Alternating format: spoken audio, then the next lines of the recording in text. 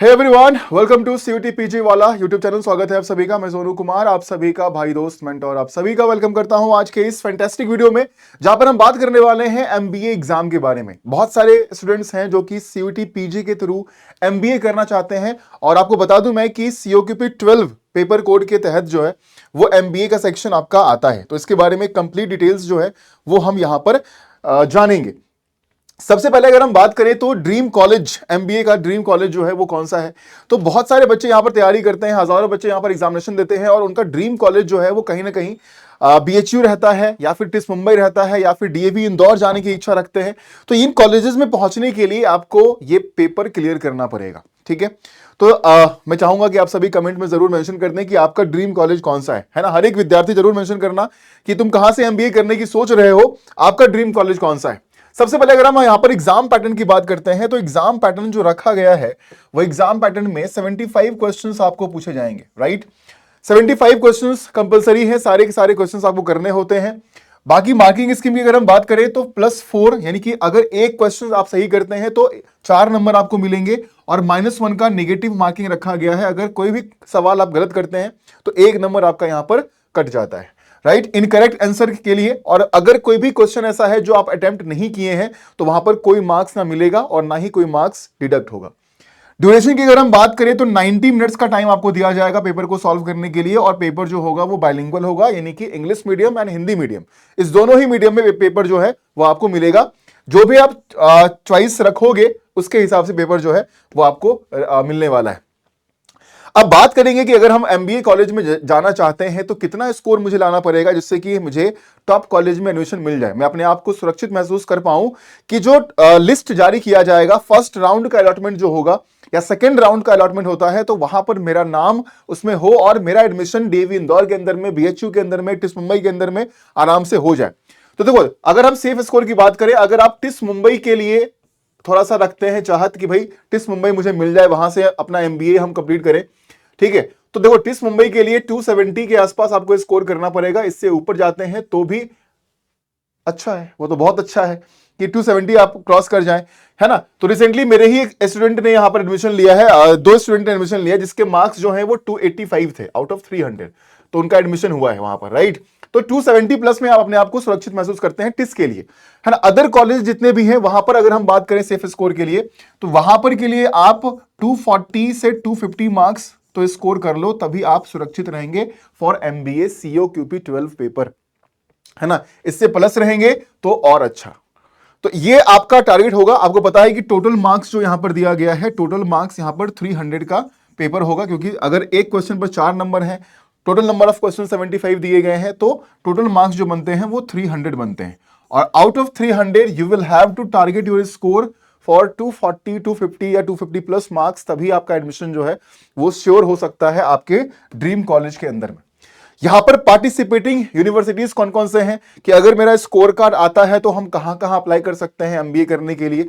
तो हम एक बार आपको ऑफिशियल वेबसाइट पर लेके चलते हैं, जहां पर हम आपको जो यूनिवर्सिटी है इस पेपर कोड के लिए उसके बारे में हम आपको बताते हैं। चलिए, सीओक्यूपी 12 जनरल मैनेजमेंट चलते हैं इस पर। जितने भी पार्टिसिपेटिंग यूनिवर्सिटी हैं, चाहे वो स्टेट के हैं चाहे वो सेंट्रल के हैं, वो सारी लिस्ट यहां पर आपके सामने आ चुकी है। अगर हम स्टेट की बात करें तो ये सारे लिस्ट जो आप देख रहे हैं वो स्टेट के अंदर आता है, चाहे वो विक्रम यूनिवर्सिटी उज्जैन है, चाहे वो वाराणसी का है, चाहे वो कानपुर का है, या जितने भी हैं, बहुत सारे नाम है, हर एक नाम पढ़ना पॉसिबल नहीं है।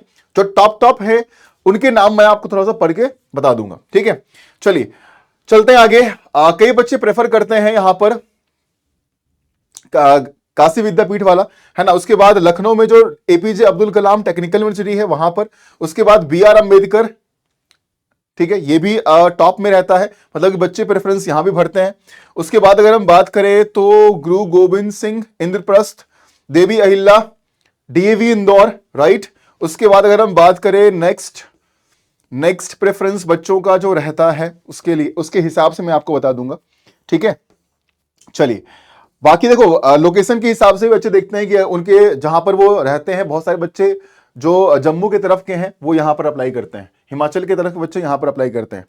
हरि सिंह गौर विश्वविद्यालय भी आपके इस लिस्ट में आता है, प्रेफरेंस लिस्ट में जो बच्चे भरते हैं, है ना, मतलब कि उनको जहां जाना होता है उनका जो प्रेफरेंस बेसिकली होता है, ठीक है।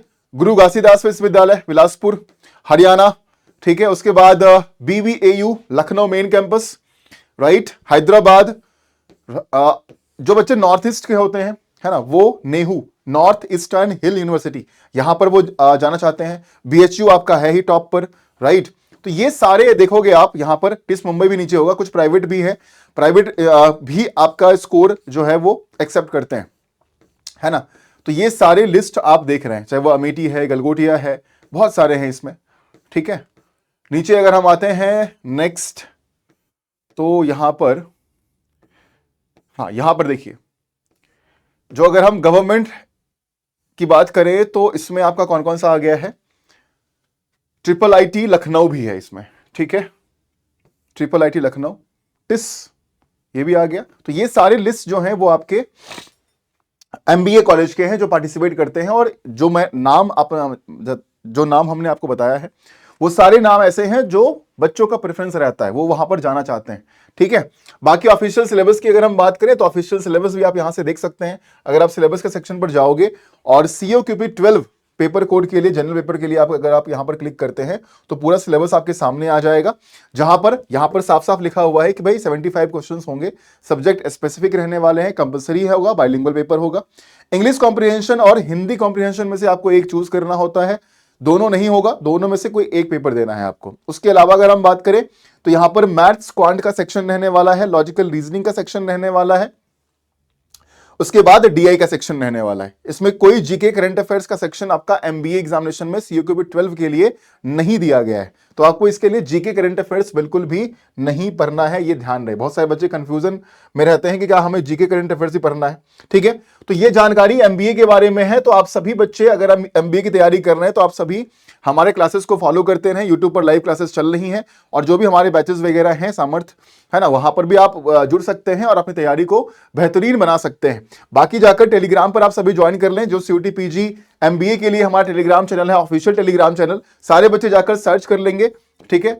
CUT PG PW MBA search करोगे आपको मिल जाएगा, या फिर स्कैन करके भी आप सभी ज्वाइन कर सकते हैं। और बने रहिए CUT PG वाला के साथ, जहां पर आपको complete information CUT PG exam के रिगार्डिंग, चाहे वो MBA के लिए हो, चाहे वो अदर पेपर कोर्स के लिए हो, ये सारी जानकारी आपको मिलती रहेंगी। और अगर आप रीजनिंग पढ़ना चाहते हैं तो डेली शाम को 6 बजे आप मेरे साथ लाइव इसी चैनल पर जुड़ते रहिए।